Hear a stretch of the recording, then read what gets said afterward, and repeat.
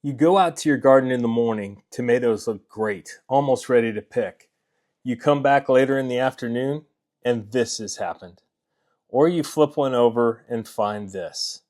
And the frustrating part, you've been watering, you've been feeding, you've done everything right. So what went wrong? This is Master Gardener Steve from the Celtic Farm, and the answer is not what most gardeners think. And once you understand it, you'll never look at your tomatoes the same way again. Here's what's actually happening. Tomatoes are extraordinarily sensitive to changes in soil moisture. When the soil goes dry, really dry, and is then suddenly saturated by heavy rain or a deep watering, the plant does what plants do. It absorbs the water as fast as it can through the roots.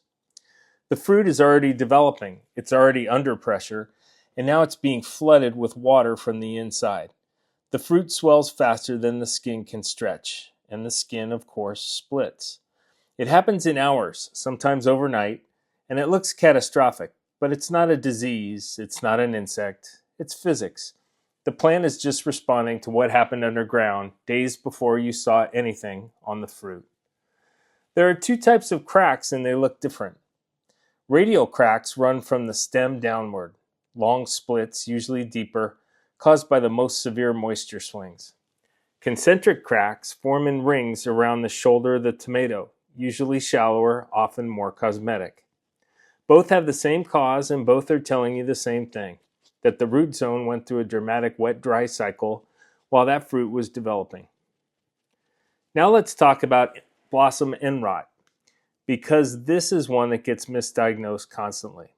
That dark, sunken, leathery patch at the bottom of the tomato, it appears just as the fruit starts to ripen. It's ugly, and almost every gardening article online will tell you it's a calcium deficiency. And technically, it is. The fruit isn't getting enough calcium. But here's the part most people don't tell you. Your soil almost certainly has plenty of calcium in it. Calcium travels through the plant, dissolved in water. Consistent water movement, consistent calcium delivery. But when moisture levels in the root zone are swinging wildly between dry and saturated, that calcium transport gets interrupted. The developing fruit does not get what it needs, and the tissue at the blossom end starts to break down. Buying calcium sprays or adding lime rarely fixes it because the calcium was already there. The problem was never calcium, it was the water flow. Container tomatoes suffer the most of both of these problems, and there's a clear reason why. Pots heat up fast in the summer, they dry out fast. A container in full afternoon sun can go from evenly moist soil in the morning to severe water stress by mid-afternoon. Then you water heavily in the evening to compensate. Wet, dry, wet, dry, wet, dry, every single day.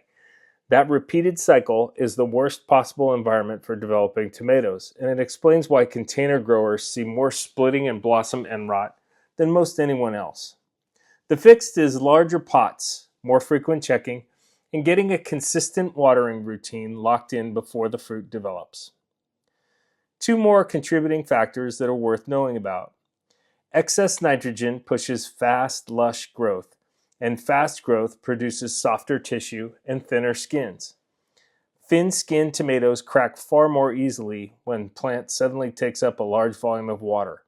Once you're in the fruiting stage, switch from a high nitrogen feed to something balanced for fruiting. And variety matters. Heirloom tomatoes are extraordinary for flavor, but many of them have thin skins that are genuinely more prone to cracking. It's just their nature. Paste tomatoes and modern hybrids tolerate moisture swings better because they're thicker, firmer flesh. If you grow heirlooms, and this happens every year, it's not entirely your fault, but it does mean the mulch and the watering work matters even more for those plants. Quick Master Gardener tip, here's something worth knowing before you spend money on products. Blossom end rot sprays, the ones promised to deliver calcium directly to the fruit, almost never solve a problem, because the fruit is already damaged by the time you can see the rot. You're treating a symptom that formed days or weeks ago. The only thing that actually prevents it is consistent moisture in the root zone before, during, and after fruit development. Catch it early, fix the watering, add the mulch, and the next flush of fruit will come through clean. Here's one that surprises most gardeners. Tomatoes can split even when you haven't watered them at all. Overnight humidity and morning dew after a period of hot, dry weather can be enough to trigger rapid skin expansion. The air delivers the moisture the soil couldn't, which is another reminder that the real fix isn't about a single watering event. It's about keeping the root zone stable enough that the plant never gets stressed to overcorrect. So let's pull it all together. Splitting and in-blossom rot have the same root cause: inconsistent soil moisture. Blossom end rot is a water delivery problem, not a soil calcium problem. Container tomatoes are highest risk. Check and water more often. High nitrogen fertilizer makes the problem worse during fruiting. And heirloom varieties are naturally more prone. Extra mulch and consistency matters even more. These problems look like disasters in the moment, but they're almost always fixable and almost always preventable once you know what's actually going on underground. The full written guide and the description with a plant-by-plant breakdown, the calcium myth in full, and everything you need to know to sort it out. Subscribe if this helped. I'm here every week with practical growing guides and tips. See you in the next one.